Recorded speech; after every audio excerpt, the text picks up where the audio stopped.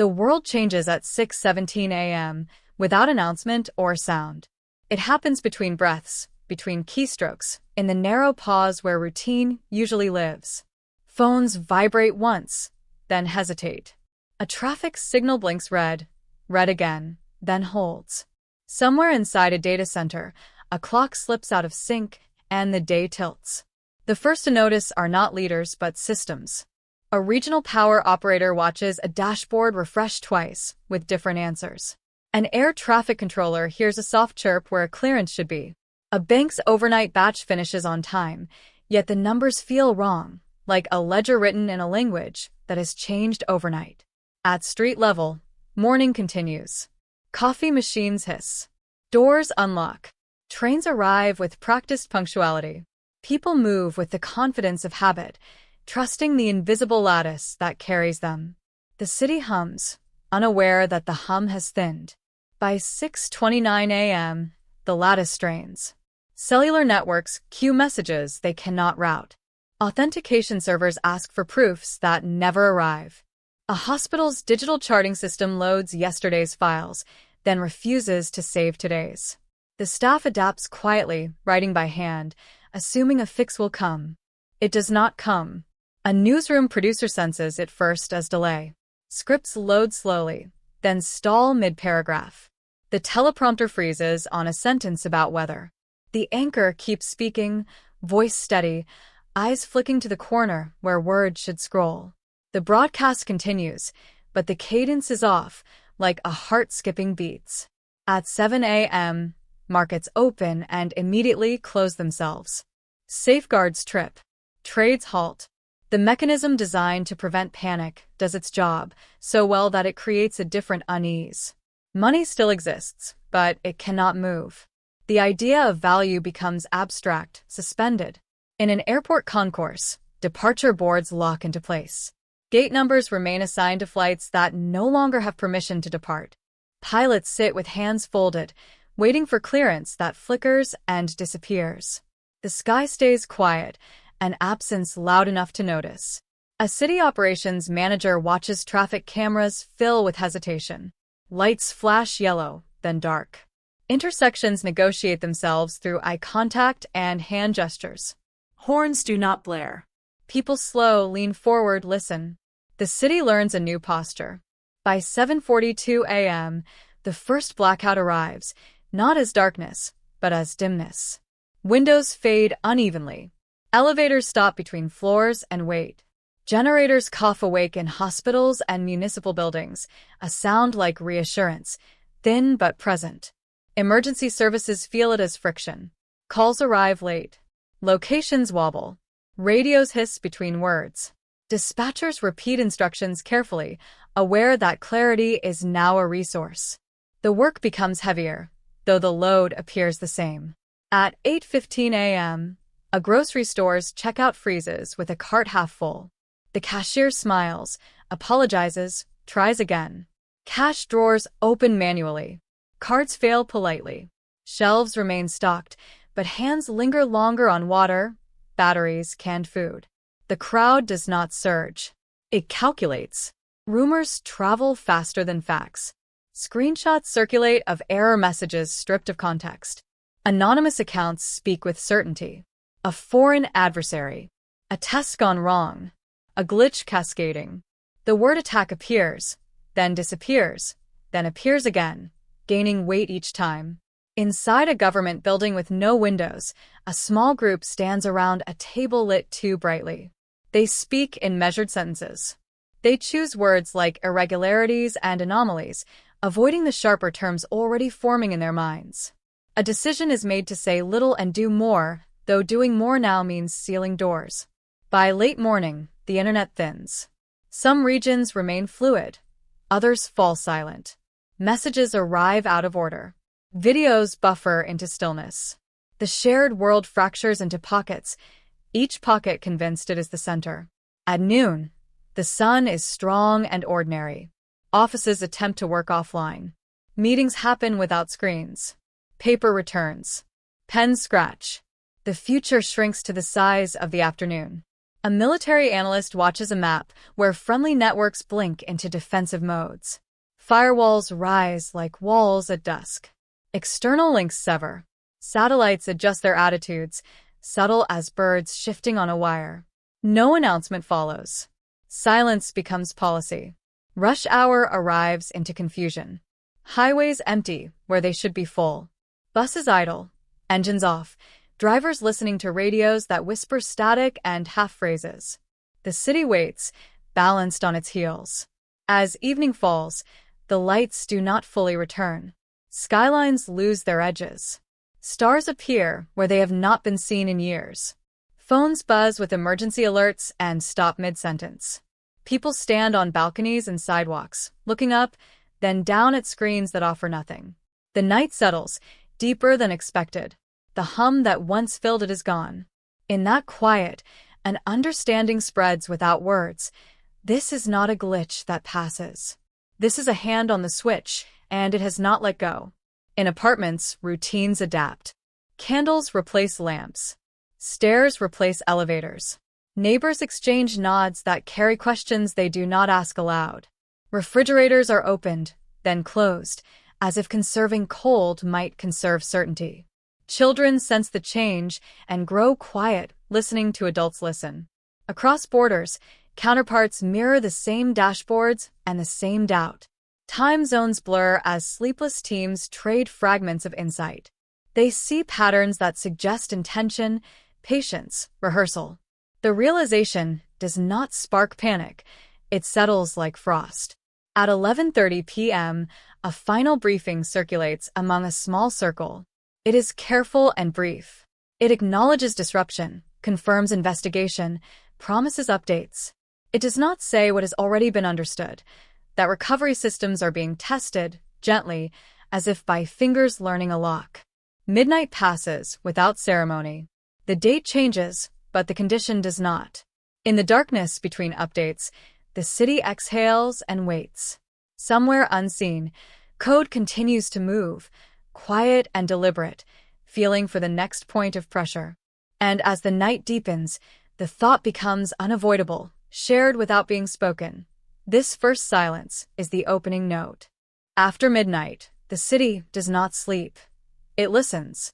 Radios whisper static, generators murmur, elevators remain still. Operations rooms glow with tired faces. Engineers become night watchmen. They track anomalies like weather, knowing storms move. Silence thickens, and decisions feel heavier than machinery. Outside, streets hold their breath without complaint. At 1:30 a.m., water plants shift to manual control. Valves turn by human hands. Pressure falls in upper floors. Advisories half deliver, then vanish. Trust drains quietly. Maintenance crews work by headlamp, realizing automation was a promise, not a guarantee, and promises break silently before dawn arrives, indifferent to human schedules. Dawn brings cold light and new absences. Gas stations open without pumps. Screens show prices, but no fuel flows. Cars idle, hopeful. Supply chains pause physically. Logistics managers stare at frozen routes, learning that movement depended on math now missing from the world. They wait, listening for permission that never today. Morning work hours dissolve. Offices unlock, then drift. Networks refuse logins. Files exist locally, stranded. Meetings shrink to whiteboards and breath. Managers speak gently, conserving morale. The idea of productivity fades, replaced by attendance, presence, and the careful counting of hours as if time might answer back when asked politely. Hospitals triage technology. Non-essential machines power down. Records print and stack. Clinicians move closer, voices low. The building breathes on generators, counting fuel like heartbeats. Care continues, altered but intact, proving fragility does not erase duty, only sharpens it under fluorescent light and patient eyes watching with steady courage intact. By late morning, governments speak again. Statements lengthen, voices slow. They confirm disruption, avoid blame. Press conferences buffer, then resume. The gap between words and control widens. Behind cameras, cyber commands authorize countermeasures, releasing code into distant systems without spectacle. No cheers follow, only paperwork and silence after the decision. The internet fractures by afternoon. Regions glow while neighbors vanish. Platforms echo locally, arguments circling without context. Information becomes provincial. People realize connection was an illusion of continuity, not a promise. They feel smaller, contained within borders drawn by routers and chance and timing they never controlled anyway before today. Security forces appear quietly. Extra patrols, softer lights. Authority becomes visible but hesitant. Curfews are suggested, not ordered. Compliance comes unevenly. Crowds thin at rumors of supply points. Arguments begin as whispers. Fear learns to speak in practical sentences about tomorrow, storage, and endurance learned through empty shelves and waiting. Evening compresses the city. Power rolls unpredictably. Blocks dim permanently. Generators strain. Fuel trucks fail to route. Refrigeration hums anxiously. Time becomes inventory. Families plan meals by light availability, counting minutes of brightness like coins, spending them carefully to preserve calm and avoid waste during the long night ahead tonight. Across oceans, counterparts mirror exhaustion. Secure chats thin.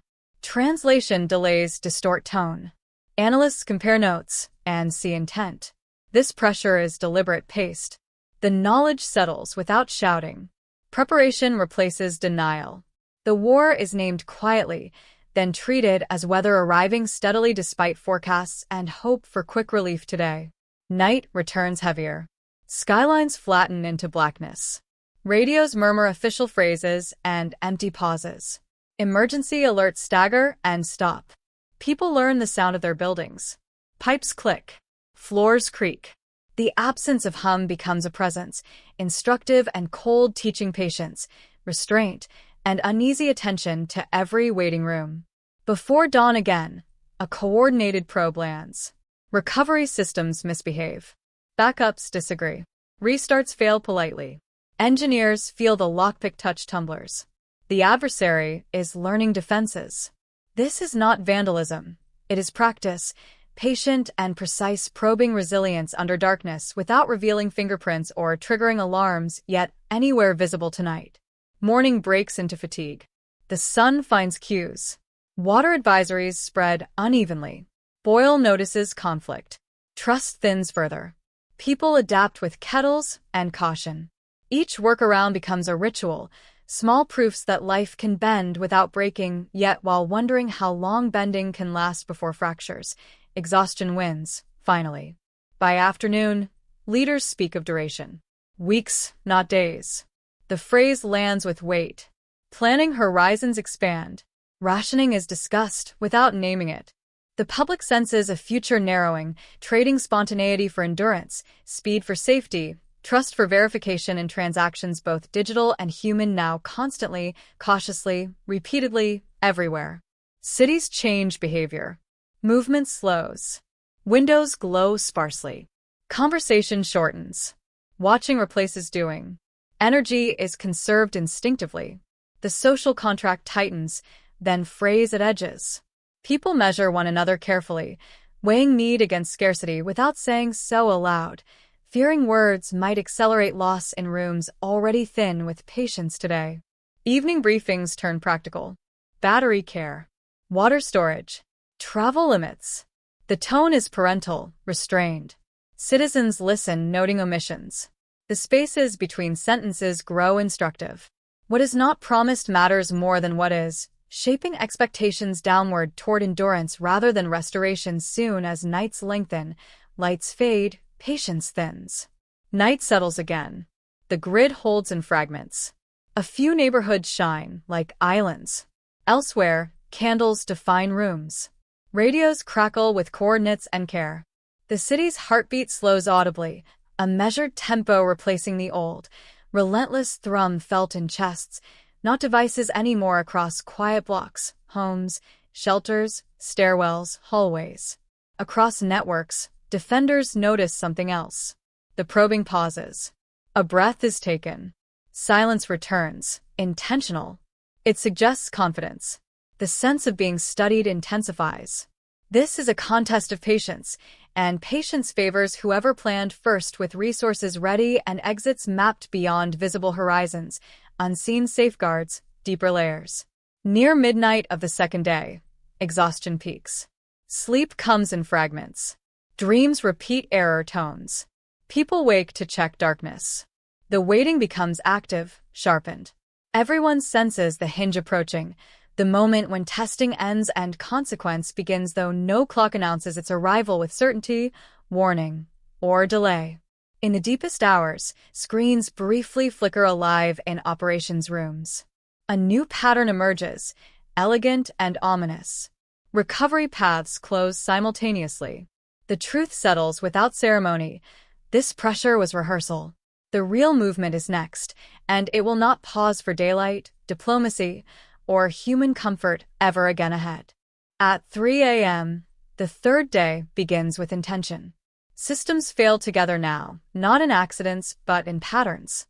Recovery tools open and immediately corrupt. Backups disagree in perfect unison. The safety nets tear at the same moment, and the people watching understand the difference between chaos and choreography. Operations rooms grow still. Engineers stop typing and start thinking. Coffee goes untouched. Screens reflect faces older than they were yesterday. This is the phase they feared, when the attacker stops testing doors and starts rearranging rooms behind them, quietly, confidently, without needing permission. By 4:20 a.m., regional power grids fragment. Not a blackout, but a severing. Sections drift off permanently. Control centers send commands that echo back unanswered. Switches respond too late. The grid becomes an archipelago, islands of light separated by dark water, each island unsure how long it can stay afloat. Dawn arrives unevenly.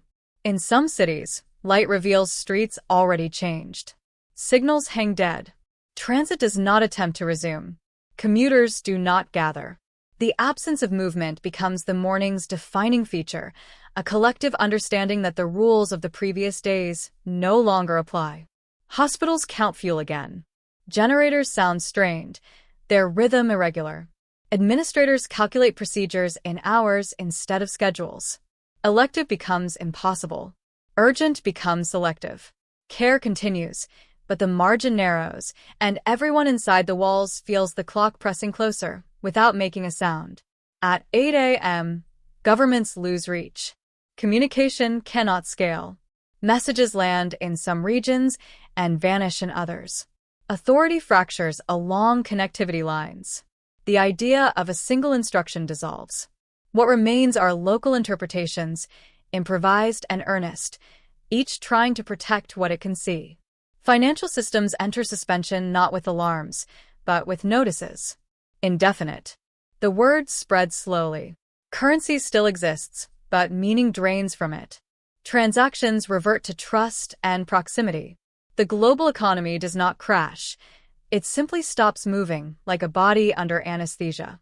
Military movements become visible by mid-morning. Not attacks, but posture. Ships reposition.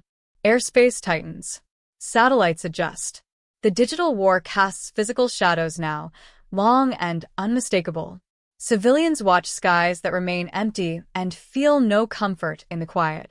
By noon, food distribution falters decisively. Warehouses hold stock they cannot route. Refrigeration fails in stages. Loss becomes arithmetic. Communities adapt unevenly. Some organize calmly. Others wait for guidance that will not arrive in time. The distance between preparation and vulnerability becomes painfully clear.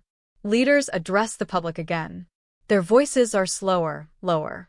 They speak of resilience, coordination, patience. They acknowledge disruption without assigning timelines. The phrase, extended duration, settles heavily. People hear it as an ending disguised as a beginning. Afternoon heat exposes fragility. Water pressure drops further. Pumps fail without power. Advisories conflict. Bottles disappear from shelves. The sound of boiling becomes common. Kitchens turn into command posts. Small decisions carry weight. When to drink, when to save, when to share. Security forces adjust posture. More presence, fewer words. Enforcement becomes selective. The line between order and restraint blurs. Communities test one another gently at first, then with sharper edges. Trust survives in pockets, often where people know names and histories, not where systems once promised fairness. As evening approaches, cities grow inward. Windows darken early. Streets empty, without instruction. Curfews exist implicitly. Radios replace screens. The cadence of official broadcasts becomes familiar, almost comforting, even as content thins. Silence between updates stretches longer. Across borders, countermeasures intensify. Code moves like weather fronts, colliding invisibly. Defenders feel resistance stiffen. The opponent is no longer probing, it is shaping outcomes. Choices narrow. Escalation becomes a calculation rather than a threat. Night falls for the third time, deeper than before. Entire regions vanish from maps. The stars feel closer. The hum of infrastructure is gone. In its place is a textured quiet, broken by generators, voices, distant dogs. Civilization listens to itself breathe. Shortly before midnight, analysts notice a change. Attacks pause again, but not as before. This silence is different, heavier. It suggests completion, not hesitation. The sense spreads through secure rooms without being spoken. The initial phase is over. At 1:10 a.m., recovery systems attempt a coordinated restart. They fail simultaneously. The pattern confirms it. The attacker anticipated the move. Defensive playbooks close. The realization settles that advantage has shifted permanently, at least for now. Near dawn, the sun rises on a thinner world. Infrastructure stands wounded but upright. Society is bent without breaking, yet the cost is visible everywhere. Normal life is not destroyed. It is suspended, hanging from decisions made in rooms far away. People step outside and notice how quiet everything is. No engines. No notifications. Just wind, footsteps, distant radios. The ordinary feels unfamiliar, like a memory rather than a habit. Adaptation begins to replace hope. In neighborhoods still lit, people inventory skills instead of devices. Someone knows generators. Someone remembers canning. Someone owns paper maps. These fragments of knowledge gain value quickly. Community meetings happen on stoops and stairwells, voices low, plans provisional. The shift is subtle but decisive, from consumption to stewardship, from expectation to participation. Society, stripped of interfaces, rediscovers texture, faces, gestures, trust built slowly. It is not comfort, but it is movement, and movement keeps fear from hardening completely. This change does not feel heroic or hopeful, only necessary, a recalibration happening without applause, while the larger conflict hums unseen, waiting for the next opening, the next quiet lever to pull in the dark hours. In the final briefing of the 72nd hour, a sentence appears that had been avoided until now. This is a sustained cyber conflict. It will not end quickly. It will not look like victory or defeat. It will simply continue. As the message circulates unevenly, the world absorbs it at different speeds. Some hear it immediately. Others will learn days later. But everywhere, the same understanding forms in silence. The war did not arrive with fire. It arrived with absence. And in that absence, a new future is already being written.